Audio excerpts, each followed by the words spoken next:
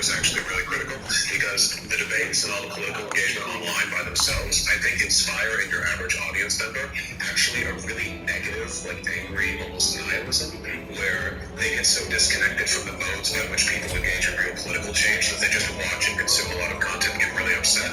And that's one of the reasons why I've been so delighted to work with the Progressive Victory people.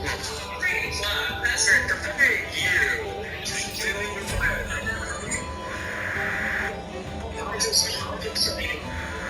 So literally hundreds of times, emails, DMs, whatever, where you have people who, they watch the content and they like and they agree, but who could help themselves from feeling a little bit of despair considering the state of the world today? There's a lot to worry about, like legitimately, even for people with a lot of self-control. And I think a lot of that is amplified by the fact that they consume all this content and then they go to sleep. They have dinner, there's no outlet for it.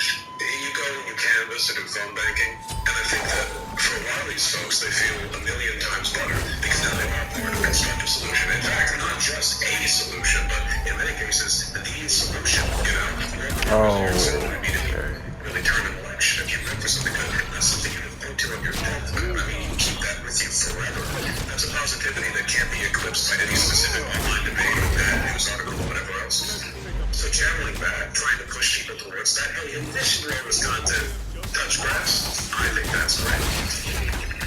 Yeah, I think online audiences make a lot of things worse. They have the potential to make some things better. Twinings, drinking life.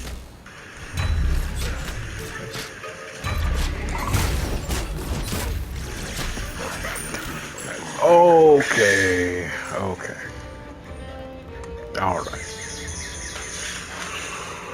Obviously, any minor disagreement you have with somebody, an online audience is going to amplify that a millionfold. Sometimes even if disagreements are non-existent, they'll amplify nothing into a millionfold. It makes people a lot more vitriolic, a lot more quick to anger, a lot more hyperbolic. I just describe myself in 3 words on Twitter. Audiences can definitely amplify and cause a lot of negative stuff to happen online.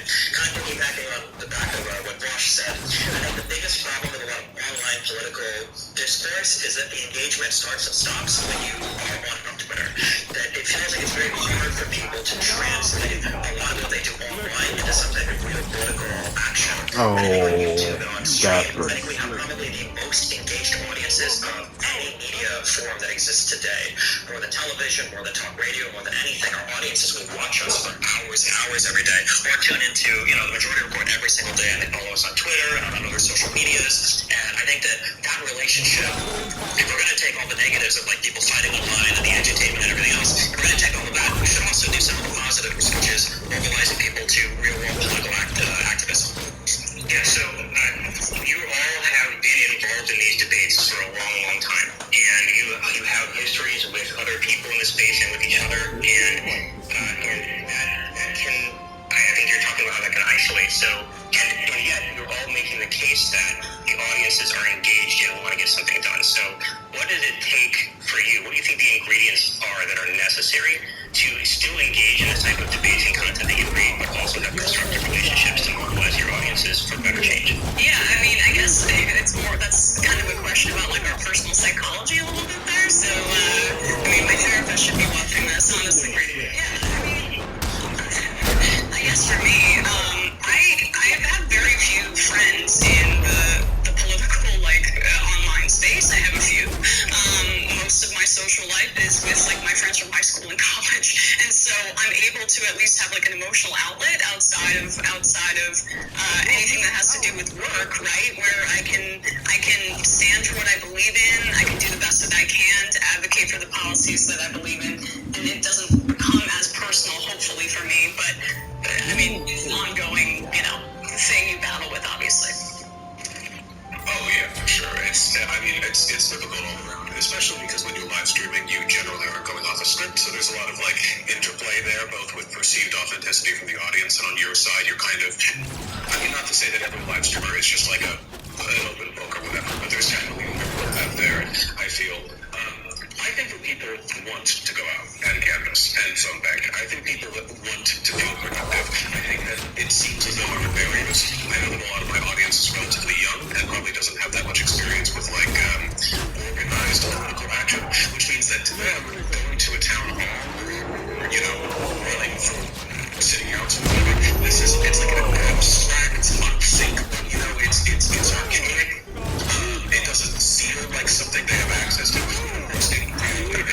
recently, but it was recently found. I think there was just some look at it. Okay. About 60% of the book bans in this country, like some folks getting mad. There was a gay kid in a book in a high school somewhere. I mean, about 60% of those done by 11 people. Just 11 people. They don't live in the county. They just call around. They're highly dedicated. They make significant changes. If you can sell people on the potential and the possibilities and actually going out there and doing something, absolutely critical. Also, it's a good social opportunity. Nobody goes outside anymore. Nobody makes friends. Everyone feels happy. Go on out there. I get a lot of emails from people saying they made some new friends while canvassing. That's sweet. I love that for them.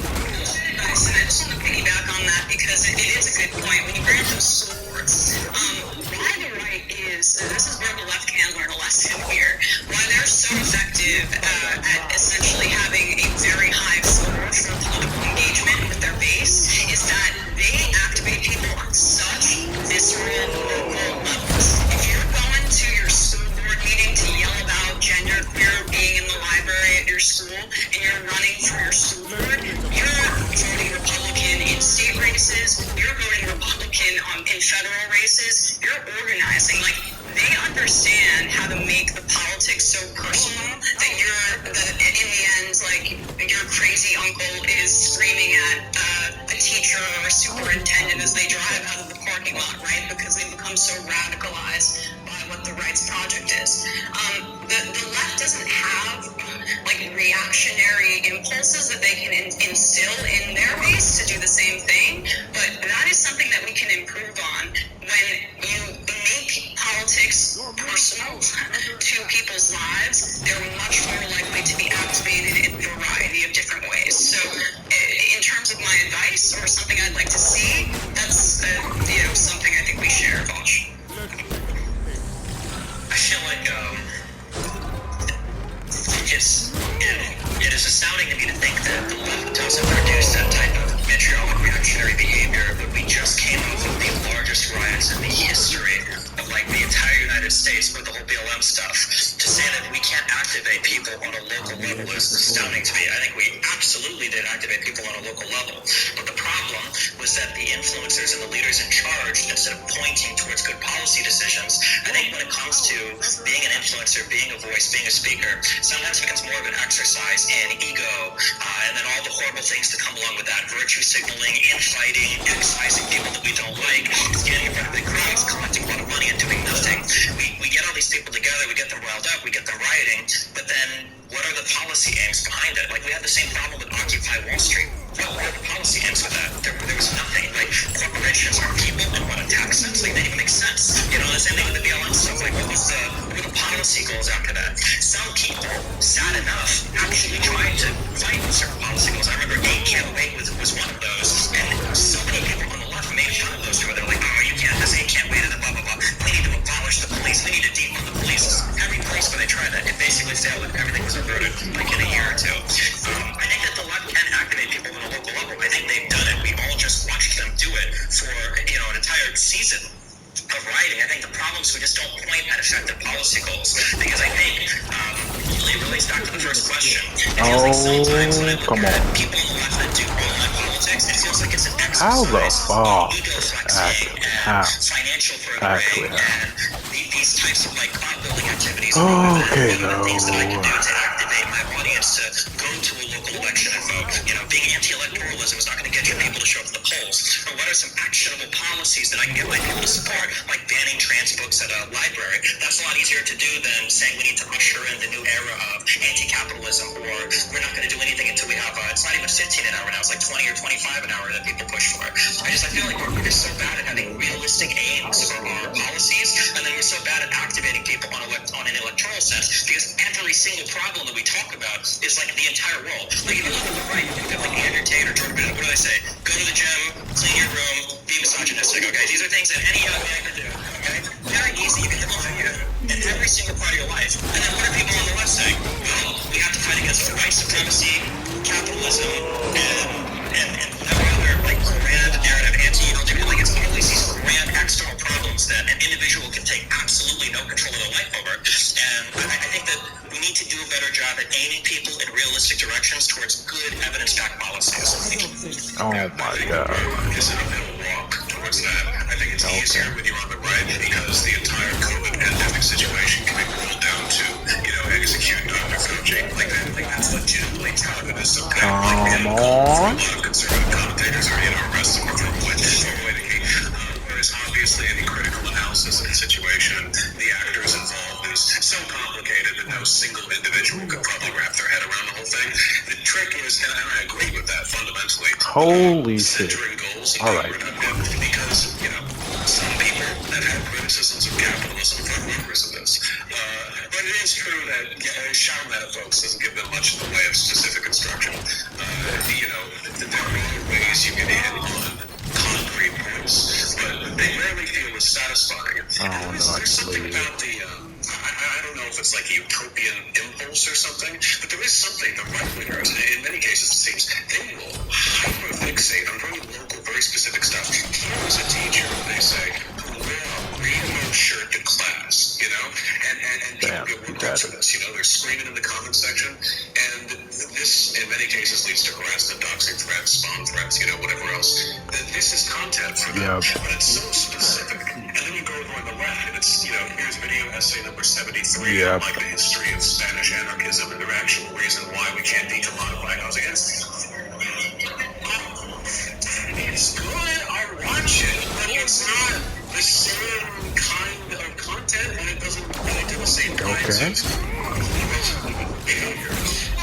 I agree with you. I think that it's a little inherent to the left, right? But at the same time, I think we can draw a distinction between the left in that way and the Democratic Party. And despite Biden's low ratings right now, it's something very unique that we're seeing. It's not tethered to how Democrats are doing in special elections or how they did in the midterms, where the Democrats overperformed.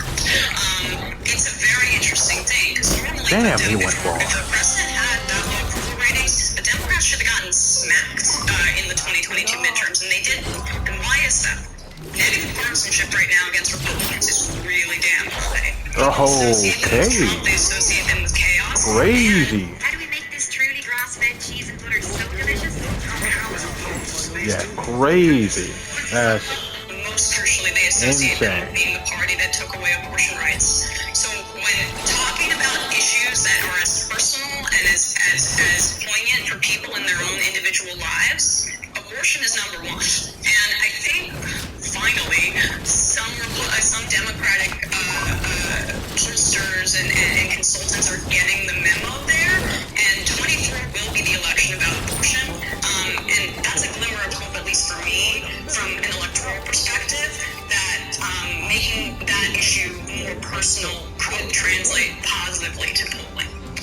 For the polling for this, I should say. building So you are drawing a really strong distinction between organizing in the social space and organizing in the electoral space, and how a lot of people are being drawn to the anti-electoral fringes, and both on the right, and then we also have a lot of takes. Hola! And so, how do you, the content creator that's in this space, focus your audiences on remaining electoral politics in the face of that?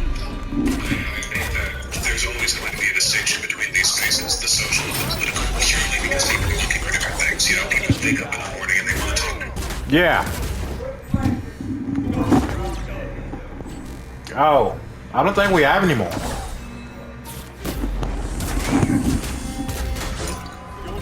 Okay. All right.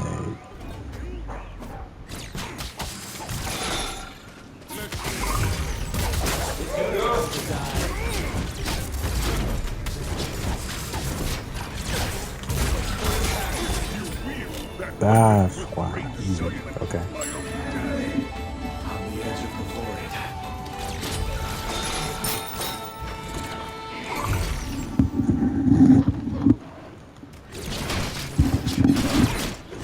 Friend, they don't wake up on a campus, start some stuff, but we're running. Don't do it. With regards to how to control these, I think that things tilt in the wrong direction if you overemphasize the value of these. I think that the Democrats, like the institutional Democratic Party, has done a pretty poor job of cultural capture.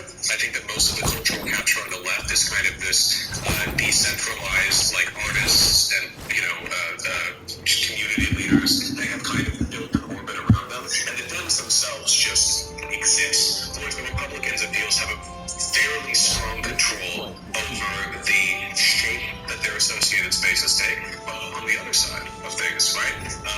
In terms of direct political action, you have an entirely different set of society. People actually go out there and if you represent social, people treat it all like it's social, and all of a sudden, you don't want to do any electoral work because you don't personally like all the people involved in a given group. I see this at the DSA all the time, and I'll complain. I heard that one DSA Carter was let's actually not do that. potential jurors. Not they liked me is a disqualifying question. Once again, let's not do that. Silly, slightly flattered, but altogether Definitely going to bull dealer. directly endemic of the issue, right? Like, here's this social attribute. Are you worthy to be a political accomplice? Job of that and spreading that. I think that it would be infinitely easier to mobilize people towards electoralism without making them feel like they're slaves to Joe Biden. It would be more This is way too far on the activism side right now. I think people need to understand that if you don't vote, you don't matter. If you do not go out and actually vote at the end of the day for a politician, all of the tweets, all of the Facebook posts, all of the marches and the riots and the hanging out with the friends and whatever, none of that matters. At the end of the day, Okay. appealing to a lobbyist more than getting likes on a tweet, more than anything else for a politician Once wants again, us to get reelected. not do that. You can be the loudest, most retweeted person on the entire internet, but if at the end of the day you or your group of friends or your generation or your particular block of voters doesn't show up to the polls, he's then right. at the end of the day a politician is not crafting policies for Barely you, and they used shouldn't be. calling. The goal of any politician is to Typhons appease their was a throw. constituents and fight for re-election. And the way that they fight for re-election But he has is by such a appeasing strong the early voters game. that are actually showing up and going to the polls. Well, maybe I'm just Around the bad. United States here, like, why do we still have 3-strike laws, or why do we have cops busting down on marijuana so much, or why is all this such bullshit?